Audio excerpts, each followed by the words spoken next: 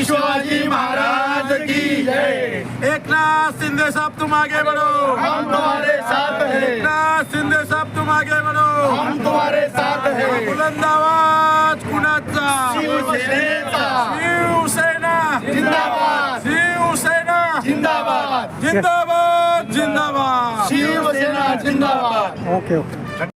मी विलास बापू मनगटे, शेलगाव, कन्नड तालुका.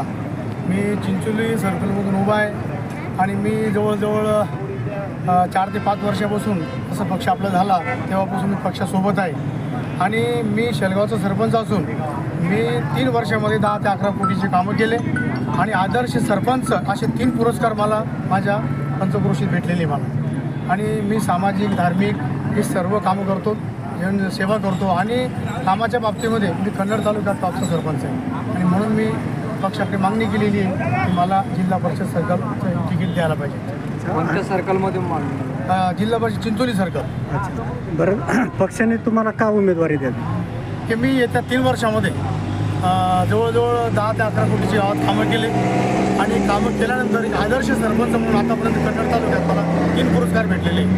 आणि दुसरा विषय की मी अखिल भारतीय सरपंच संघटना परिषद कन्नड तालुका अध्यक्ष आहे आणि जिल्हा समन्वयक आहे.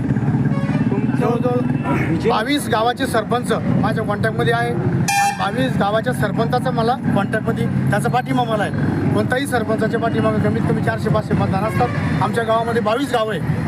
ते जर 300-400 जरी मतदान धरलं तर 20 तरी 60-7 हजार मतदान ते होतं, प्लस पक्षाचं मतदान.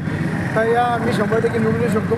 आणि दुसरा विषय असा की सर्व जाती धर्माच्या लोकांना बरोबर घेऊन चालणार मी पहिला सरपंच आहे कन्नड तालुक्यामध्ये. हे तुम्हाला तिथे तालुक्यात जरी तुम्ही चौकशी केली तर तुम्हाला ती कळून जाईल. तुमचं विजन काय असेल?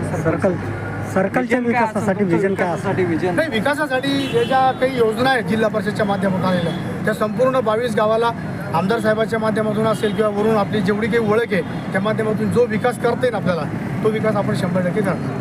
काय आव्हान करसान तुम्ही मतदार? हे आव्हान एकच करणारे मतदार विकासाच्या मुद्द्यावर आव्हान करणार की सत्ता पण वर आहे भाजप शिवसेनेची.